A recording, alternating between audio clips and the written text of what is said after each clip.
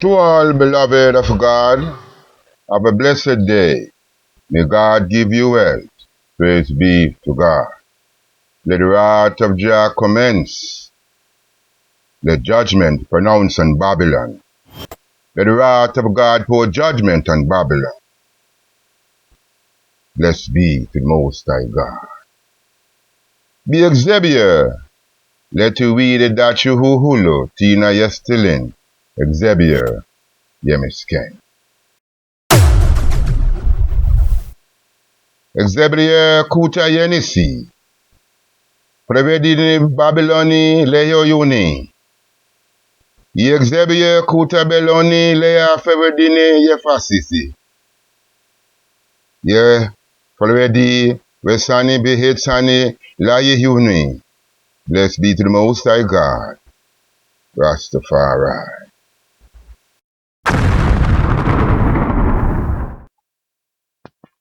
I here again come within the fullness of His Majesty Kedamari.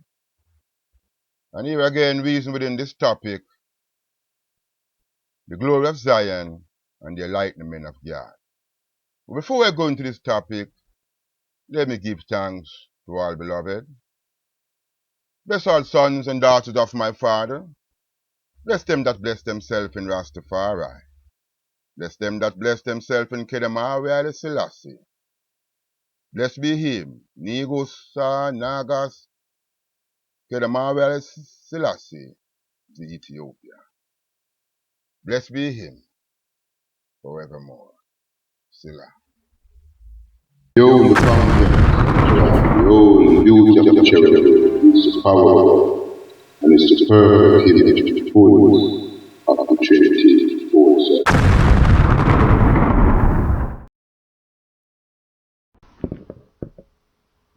Blessed be Jah, Rastafari. Hear me again, discuss the fundamental of the glory of Zion and the enlightenment of God. Where is the salvation flowing from the fountain of Zion? As it which waters the vineyard inspired by Igzee'abihier and his son, the Christ Lamb, the Christ King, the Christ Priest, who dwelleth among I and I. The Tabernacle speak loudly concerning the heart of Zion, and it gives inspiration that all the lives of the fold of Igzee'abihier accepted the understanding of such mystery of the Godhead. I open my heart to learning, and with this post, I take great opportunity to declare the glorious mystery of my Father, the great Igzee'abihier. Blessed be him, Negusa Nagas, the Ethiopia, him Kedamari Haile Selassie.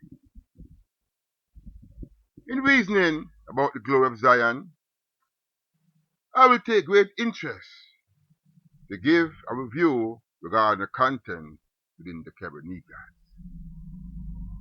And the Tabernacle give great proof in this delight regarding the glory of Zion. And it says, the content of the Tabernacle says, in fact, the book opens with an interpretation and explanation of the 318 Orthodox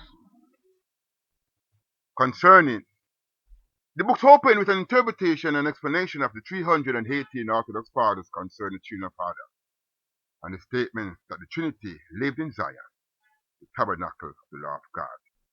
The tabernacle which God made in the fortress of his holiness before he made anything else. The tabernacle speaks of the Trinity which agreed to make man in God's image. The Son did agree to put on flesh of Adam after Adam had sinned. And in this he put on the flesh so as to retrieve mankind to the fold of Igzee'abihier. In making man, the believers also explain that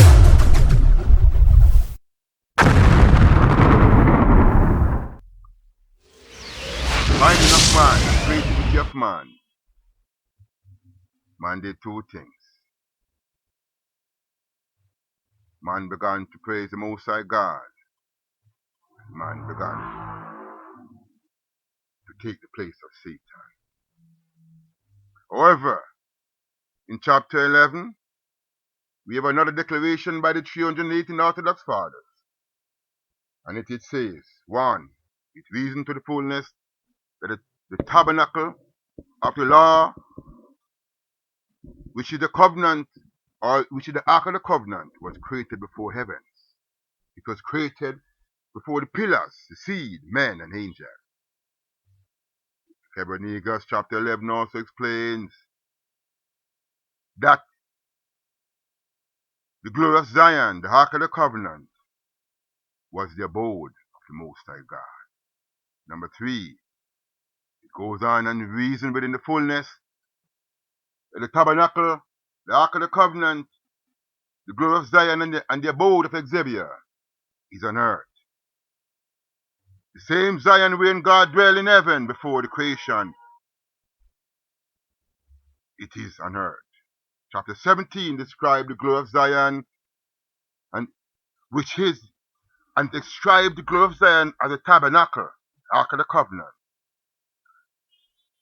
And it says that the Most High brought down a form of the glory of Zion and showed it unto Moses, and how the Moses to make a copy of it. One should go and read the Tabernacle for themselves. It's a known fact, as with the knowledge taken from the Tabernacle, it shows that the tabernacle of God and Zion is one and same. Tabernacle cannot exist without Zion, and Zion cannot exist without the tabernacle of God. And the reason for it is that the Trinity lived in Zion, the tabernacle of the law of God, which God made in the fortress of his holiness before he made anything else. With understanding, it gives reasoning that wheresoever the tabernacle takes residence, that's Zion, the heart of Zion. Then in understanding, one should understand in the act of the fullness of the chronicles of the kings, according to the 6th canon version, that the temple and city of David indeed depicting Zion, since the ark of the covenant dwells within that fullness. Therefore, the Tabernacle is continuous with the book of Enoch. It is continuous with the 6th canon version. It is more above the 6th canon version given by mankind. I must first remind all ones and ones about the great revelation given unto John on the Isle of Patmos, where a thing was revealed unto him, John, regarding the divine aspect of the coming Messiah and his existence on earth with man. The book of Revelation gives a light saying, and the book of Revelation 21, 3-4, speaking this wise, and it says, and I heard a great voice out of heaven saying, behold, the tabernacle of God is with men, and he will dwell with them, and they shall be his people, and God himself shall dwell with mankind and be their God. How great and how revelation this is, how revealing this is, that the tabernacle which God had made, that Zion, that the Trinity dwells, after he had brought it down and showed it unto Moshe, and Moses had built a copy of it. The book of Revelation speaks on this wise, that the Trinity who dwell in Zion, the tabernacle that Jah dwells, the tabernacle that he had made before he made anything else, it shall come down as man and dwell with I and I, and it shall be our God, and we shall be his people. In that the tabernacle of God now becomes an earthly domain, it's natural that the Son within the Trinity becomes man, yet above man, being Son of man, yet Son of God. This is natural. If the tabernacle become a domain on earth, and the Trinity lives in Zion, and Zion and the tabernacle is one and the same, therefore, the Trinity himself would have to become man.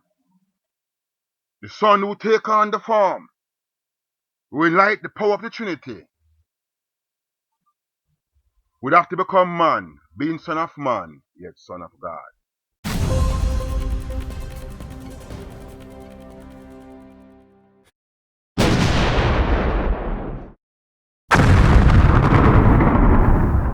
It's natural that the 6th conversion reason on this wise. And behold, as Jesus approved himself on the platform of such issue. But then the tabernacle showed the reason that, according to the oracle, this 3 Advent, that the Messiah shall take unto himself the form of flesh, and prove to the world that the domain of Zion is man. Jah is glorious in all endeavors, and he wills what is to be. Whether the Igzee'abihier appear between the cherubim of the mercy seat, and it shows that the Son of Man must likewise attain the access of these 2 cherubims. The cherubims are ideal and act without prejudice, because it acts as a mediator between mankind and Igzee'abihier, creating that atmosphere of will for physical communication. Because the cherubims is that which is upon the mercy seats, is that what the Trinity appears between, is that what the abode of Igzee'abihier come before the high priest within the ark of the covenant and reason between the 2 cherubims. Therefore, it shows that the Son of Man must likewise attain the access of these 2 cherubims within the era of his manifestation. Ha! I must laugh, because it's knowingly truthful. As one bears witness, seeing Jah having the hidden in division, the voice of many thinking that I am against here. But my proof is within the Tabernacle, chapter 10, concerning Zion. Now, chapter 10 of the Tabernacle, when it speaks concerning Zion, it says in this wise, and I swear by myself, this is the voice of Igzee'abihier, the Most High God, the Elohim, and his reasoning his wife and saying, putting the platform that he and Zion is one. And he says, and I swear by myself and by Zion, the tabernacle of my covenant, which I have created for the mercy seat and for the salvation of man. In the latter days I will make it come down to thy seed, that I will have pleasure in the offering of thy children upon earth. And the tabernacle of my covenant shall be with them forever. Now he's reasoning, he's talking about Zion, the tabernacle. He didn't leave out the fullness of the mercy seat which is the propitiation of mankind. And he is saying that he will let it come down, because this is the access of the power of the Trinity manifesting himself to mankind. And likewise, when Moses went in the ark of the covenant, when he went in the holiest of holies, he has to go and confront the cherubims, and there he meet with the Most High God. I hear the voice of contrary souls bellowing unto Semajah and Hazazel. And so they do, saying that I know it not, nor does my fellow brethren know. But my sheep know my voice, says Rastafari, and they will follow wheresoever Igzee'abihier leads. But I am of the affirmation, and so do all elect, that we are not unaware of the evil that beset around us by the powers of darkness, and the children of evil Semajah and Hazazel, they who take the fullness and the divinity of the Almighty God, and the Son Jesus, the Son Haile Selassie, and him who shall reveal himself as Shiloh. They take it into their own form, doing likewise to their own issue that evil Samajel and Azazel did, and disrespect the fullness of the Christ King, the Christ Lamb, and the Christ Priest. But I am of the affirmation, and so do all elect, that we are not aware of the evil that beset us by the powers of darkness and the children of evil Semajah and Azazel. However, the book of Enoch ascribed to the conviction of the saints, and how the Messiah will reveal unto all elect. The book of the 60 Canon version speaks on this wise. When it refers, it says, "No man can come to me except the Father which had sent me draw him, and I will raise him up again in the last days." John 6 verse 44 from King James Version. And what he is saying? That the three Adventists proven themselves. No one can be a witness. No one can claim the knowledge.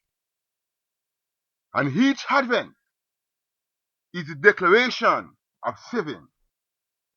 Because many are they who say that they would have in the time of Jesus had not helped to crucify him. But yet when he came in the second Advent as the Christ King, they proved themselves as the entity of Azazel and Semajah. But many cling to the fold of the Christ King, the King of Kings, Haile Selassie.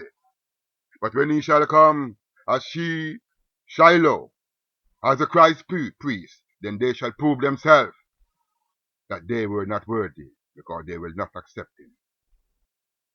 But as the Most High said, as the Christ Lamb speak in the 60th Canon version, John 6 verse 44, and he says, "No man can come to me except the Father which hath sent me draw him, and I will raise him up in the last days," meaning that he will be subject to all his followers, and they will have to accept when they hear his voice.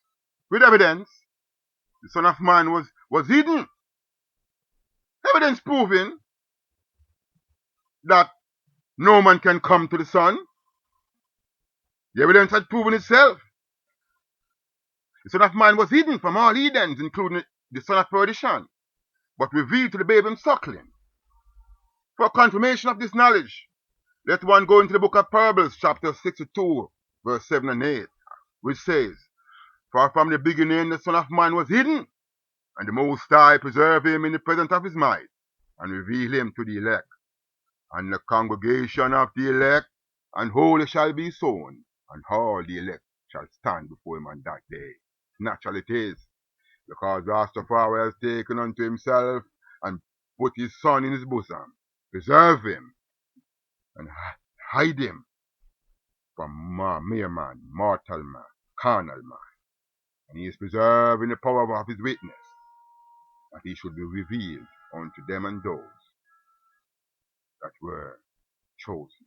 Therefore, how can one understand the fullness of Jah unless the fullness is given to such a one? I am a witness of him, Igzee'abihier, and my witness is true, as he teaches me all things that are a criteria for the inheritance of the throne of grace. I now speak on my own term regarding the two cherubim, as they are the portal that govern the gate of Zion, preparing the entrance for the Son of Man, as they had already done for the Christ Lamb and the Christ King. It shall also be done for the Christ priest. The Ark of the Covenant, being Zion, is of great importance to the Godhead, as it is a witness of just present to all sons and daughters of Igzee'abihier. We know, and it is a fact, that the Tabernacle speak and said that Trinity dwell in Zion, and Zion is abode with the two cherubims upon the Ark of the Covenant, which is the mercy seat. Paul within his ministry as a witness sought to speak on the fullness of the Ark of the Covenant, but did not count it a possibility to disclose the mystery during his writing of the epistle of the book of Hebrews. The 60th Canon version proclaimed the words of Paul when he said, it reasoned in this wise by saying, "The Ark of the Covenant overlaid round about with gold, wherein was the golden pot that had manna, and Aaron's rod that budded, and the tables of the covenant, and over it the cherubims of glory, overshadowing the mercy seat, of which we cannot now speak particularly." That was what Paul was saying, Hebrews 9 verse 4 to 6. He did not see it fit to speak about it. He did not see it fit to disclose the fullness of the mystery. The fullness continued to remain a mystery unto all flesh, up unto this day. However, Jah his greatness bestowed the fullness of his nature upon I and I, giving all elite the spirit to accept the truth regarding the two cherubim within the glorious Tabernacle of Zion, which is the Ark of the Covenant. Who and what does these two cherubims manifest? Who are they? What does it entails about two cherubim? What are their manifestation? What is it saying? Who are they? The cherubims evidentially were the portal where the high priest would meet Igzee'abihier and make communion.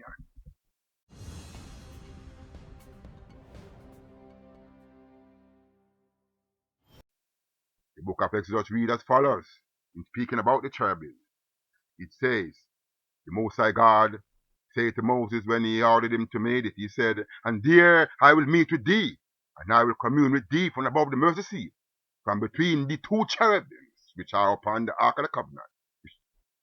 Of all these things I will give thee in commandment unto the children of Israel." Exodus 25 verse 32. Firstly, I remind you of the transfiguration of the Messiah Jesus Christ, who before him stood Moses and Elijah at the time. Matthew 17:12 and 13. Many men, all ones and one, should remember the transfiguration in Matthew, in Mark, in Luke, when it refers to the Messiah, stood between Moses and Elijah. All one should understand the fullness. Or Jesus explained about Elias. The transfiguration is a fullness of the cherubims. These two cherubs, it explains the fullness of the cherubs. Is it the access? Is the portal? It is the ideal of the Trinity. Let me go back to the book of Malachi 4, referring to the coming of the Messiah. When it speaks of Moses and Elijah. In referring to Elijah, the book of Malachi says, "Behold, I will send you Elijah the prophet before the coming of the great and dreadful day of Igzee'abihier, the dreadful day of the Messiah, the dreadful day of the Christ Lamb, the Christ King, and the Christ Priest. And he shall turn the heart of the fathers to the children, and the heart of the children to their fathers. Lest I come and smite the earth with a curse. So therefore judge protecting the blessing bestowed upon Abraham, his people, the elect." There's no question that Elijah must first return to gather the elect, which is the promise of manifestation in all three advents, and as follows. Elijah, he came before the Christ Lamb, Jesus. Elijah again came before the Christ King, Haile Selassie. Elijah again will come before Shiloh, the Christ priest, Moshe. It is the cherubim on the mercy seats that were present during the great glory of the transfiguration of Jesus Christ. It is the cherubim that were mentioned in the book of Zechariah 4:11-14, when it says, "Then answered I and said unto him, What are these two olive trees upon the right side of the candlestick and upon the left side thereof? Then said he unto me, These are the two anointed ones that stood by the Lord of the whole earth. These are also the two cherubims. These are the accent point of Zion. These are the gateway of Zion, the gateway of the Trinity." I give another reminder that the hour of revelation of truth also gives representation that Elijah should first manifest himself before the final advent of the Messiah. The final advent, the third advent, the high advent of Shiloh. We then look forward for the understanding within the books of the canon version, which says, "And I will give power unto my two witnesses, and they shall prophesy 1,203 score days in sackcloth. These are the two olive trees and the two candlesticks stand before the Lord of the whole earth." There again, Revelation 11:3-4 make reference to the anointed ones, the two candlesticks, the two cherubims, the two olive trees. These are the full manifestation of the cherubim. They are who seated within the heart of Zion. They are the gateway for the mysticism of the Trinity. Blessed be Jah Rastafari. If there are any doubt, then one should read the Tabernacle 114 concerning the return of Zion. and it will explain the fullness to all once and one. It's also written in your law. Now, in the book of John 17:18, it speaks saying, it's also written in your law that the testimony of two men is true. But I am one that bear witness of myself, and the Father that sent me bear witness of me. It is then natural that the advent of the Messiah shall be a witness of himself, manifesting to the children of the sons and daughters of the Igzee'abihier, and proving the power and glory of his triumph against the children of Hazazel and Semajah. I argue with no man, or do I intend to, as Rastafari sheep know his voice, and they will follow where Jah leads. In this I stretch my hand to Igzee'abihier for strength and protection from the fold of evil men and their contemptuous devices that are straightened in Semajah and Hazazel. Igzee'abihier Kuta Yenasi.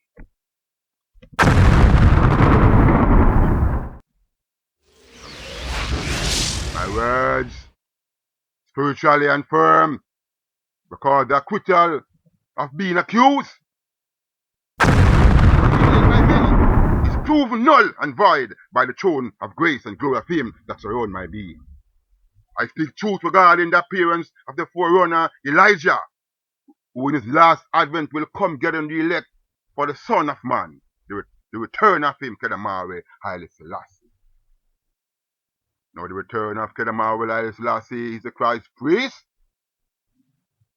who is Shiloh, who is to him the God of the people be. However, then who is this forerunner that shall come and gather? I reason with sound understanding of him Igzee'abihier, Lord of Lords and King of Kings, the great Elohim, that give his blessing to all sons of God, and no less. Jacob, the father of Israel, seek to do the same in blessing the seed of Israel, before his duty was ended among earthly acquaintance of mankind. Jacob, giving great effort to establish the glory that shall be bestowed on Israel within the last days, called unto his son, and said, Gather yourself together, my son, that I may tell you what which shall befall you in the last days. Gather yourself together, and hear ye sons of Jacob, unto Israel your father. Now, Jacob is gathering Israel, wherein he shall bless them, showing the fullness of the blessing, manifestation within time of their heart. Now of Judah he speaks, thou art he whom thy brethren shall praise, thy hand shall be in the neck of thy enemies, thy father's children shall bow down before thee.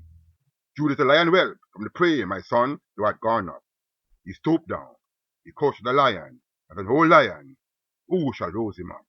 The scepter shall not depart from Judah, nor a lawgiver from between his feet, unto Shiloh come, and unto him Shiloh is the gathering of the people be. Blessed be Jah, and blessed be the fullness of this blessing from Jacob to Judah. The fundamental of Judah blessing is known to be true, and profoundly exhibiting the manifestation of him, the Lion of Judah, Kedamare Haile Selassie. We ask no question. We see the fullness, the manifestation, the factual, that the blessing of Judah was upright and true.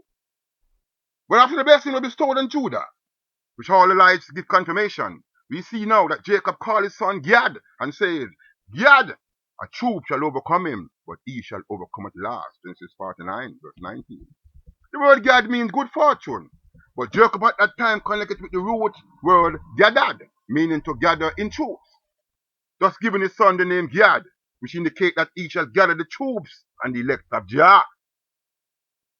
Moses, no, one must remember that he said in the last days, last advent.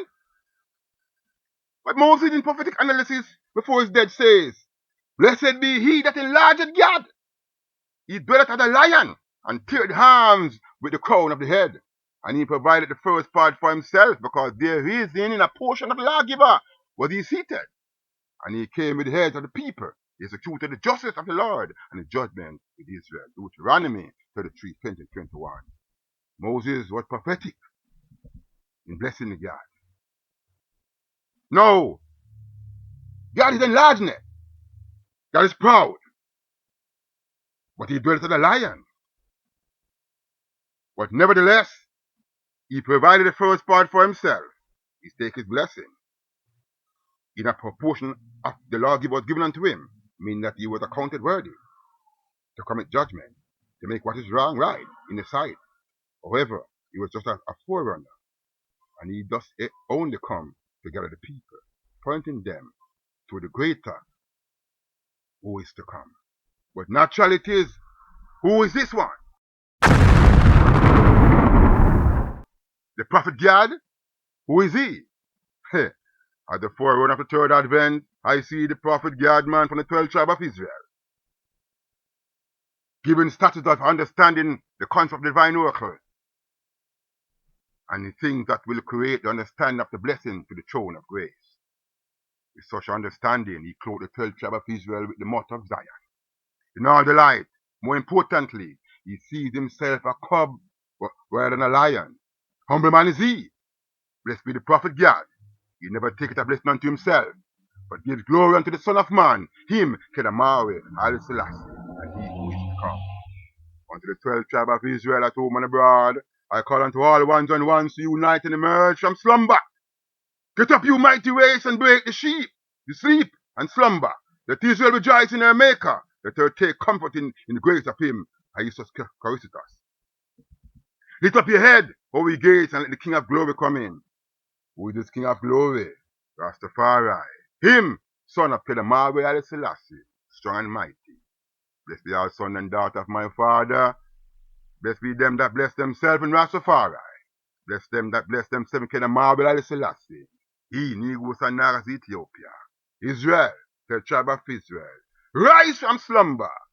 Awake and see the great one who is to come. Remove the veil from thy face. Rise and rejoice. Open the gates of the tribe of Israel and begin again the greatness of thy ministry. Awake from sleep and slumber, the tribe of Israel. Remove from thy face the guilt and doubts, and hail the greatness of him, King of Kings. Search an heart and gather thyself together and rejoice. Remove thy face from the weakening of terror. Seek Jah. Seek Jah. Let Jah rise, let all his enemies be scattered. And as I ask the 12th tribe of Israel to open up thy hearts and seek Jah. Blessed be God man, the forerunner of the final advent. Blessed be his name forever. Igzee'abihier let the reader that hulo. Tina yeselin Igzee'abihier yemisken. I say let your judgment pronounce on Babylon. Prejudice Yehuni Babyloni Lahi. I also speak about the wrath. Igzee'abihier Kuta Benoloni Lahi Feredini Yafasisi. Let the wrath of God pour judgment on Babylon. Blessed be him, Kedamare Haile Selassie. Blessed be him forevermore. We give him thanks for his greatness. We give him thanks for his fullness. Jah Rastafari will reveal all things unto I and I. Blessed be his name forevermore.